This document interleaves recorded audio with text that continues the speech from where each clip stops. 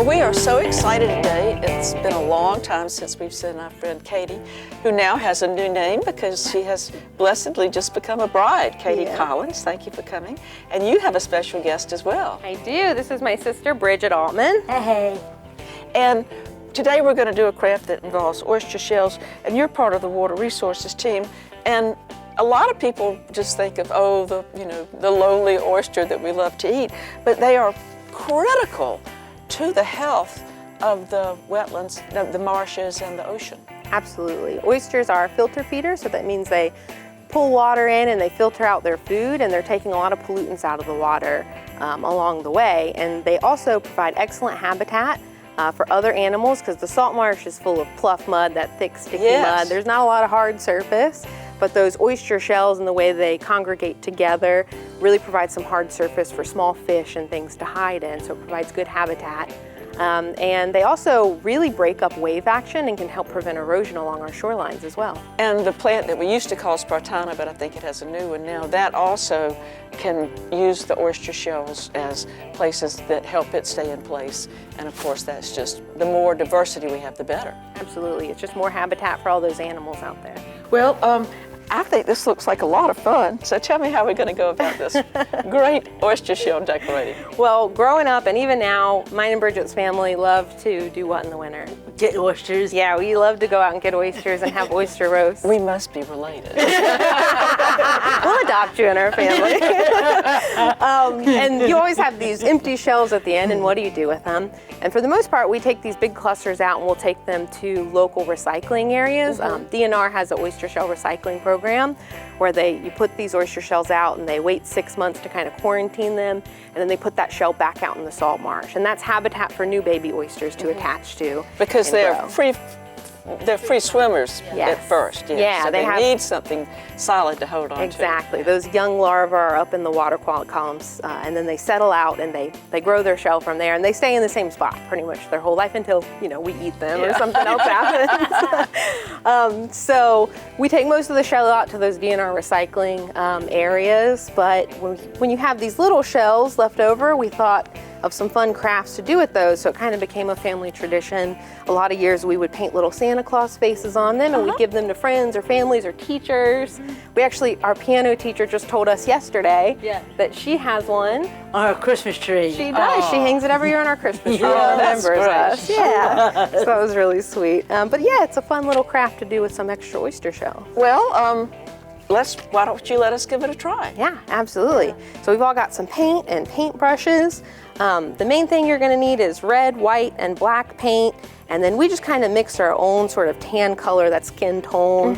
And I mix in a little pink to give them some rosy cheeks and noses, so we'll look at that in a minute. But we start out by painting a tan area in the middle of the shell. And this is acrylic paint? This is acrylic paint. Yep, you can just buy it at any craft store. Okay. So we'll start with kind of this light tan color. And you've given us an assortment of brushes, so tell me which brush you find. I've got kind of a medium-sized brush I've given you, or like that kind of larger one. Okay. So you want to do just kind of a tan oval, a little closer to the top than the bottom, but pretty much in the middle of the shell. And some shells just are screaming at you, this is where the face should be, You can look at the shape of the shell and kind of work with the shell that you've gotten. Mine has a nice flat area, so I'm going to paint that as the face, because that'll make it easier to paint features like eyes and nose on.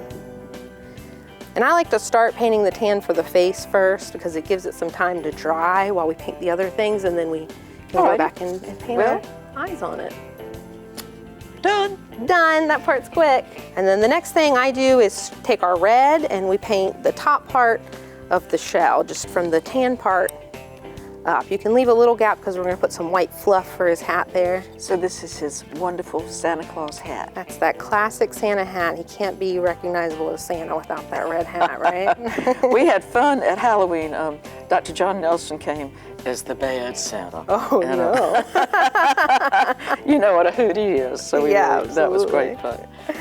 And some shells, are a little darker than others. You might need a couple of coats. We soaked these in a diluted bleach solution so they didn't get smelly. Okay. You can set them out in the sun to bleach out a little bit too, and that gets them nice and white. Okay. Okay, next we're going to do white. What do we need white for? The middle, the beard. Yeah, big old beard. So the whole bottom of the shell from the tan down. Ah, That's all gonna Wonderful. be beard down there. So he's got Great. a big old happy Santa beard. no, Jolly. he does not want an electric razor for Christmas. That used to be what we would always get for fathers, because what do you, or people, what do you give them? Okay. And at this point, we might need to give it just a little bit of time to dry, because if we start trying to paint things on top of wet paint, it's going to kind of all run together. Okay. So we'll let these dry for just a minute, and then we'll come back and paint. Well, I've been huffing and puffing, and I think that we're dry enough to go into the next stage. So tell me what comes up next. Yeah, I think we're dry enough. So we're going to take our kind of middle brush here, not too tiny, but not too big, and dip it into our white, and we're going to give him a mustache. So basically just a line. You can get as artistic as you want, right across the tan, kind of closer to the bottom, because we just need room for his mouth underneath the mustache. And then while we've got white on that brush, if you haven't yet, you can go ahead and paint the white fur trim for his hat. So right underneath the red and above the tan, paint a little white stripe for the fur for his hat. Yeah, it looks better on Santa Claus than it does on us. You want me to paint you a mustache? No, I don't.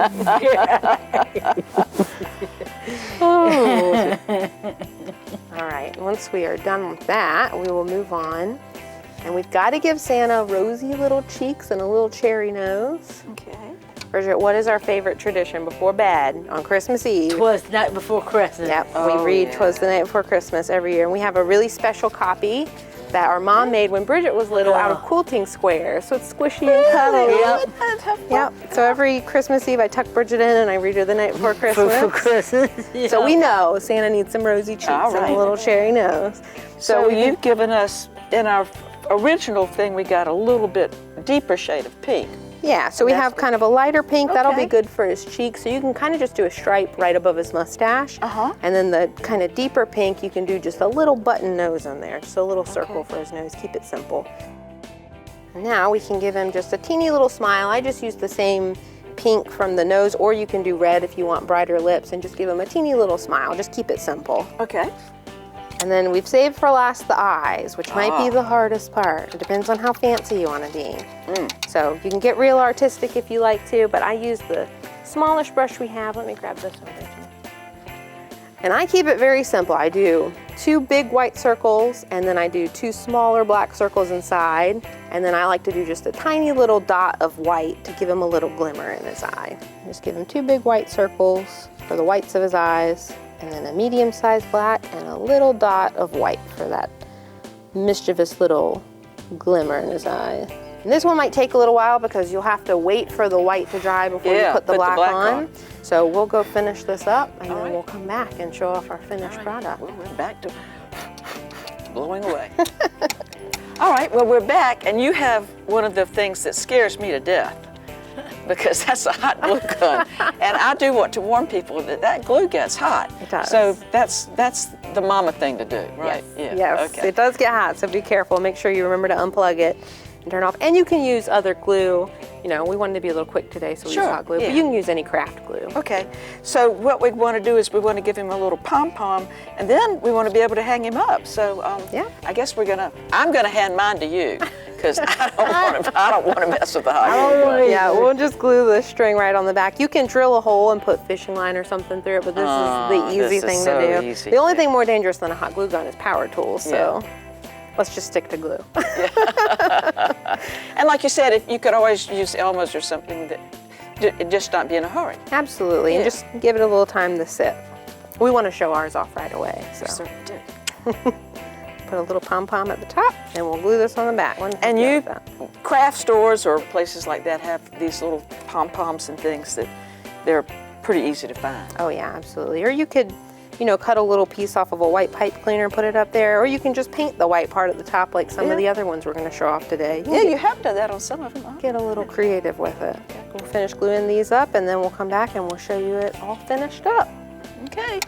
Well, here we are with our finished ornaments, and we've decided to put on a festive hat as well. Bridget, I think you have a particularly festive hat.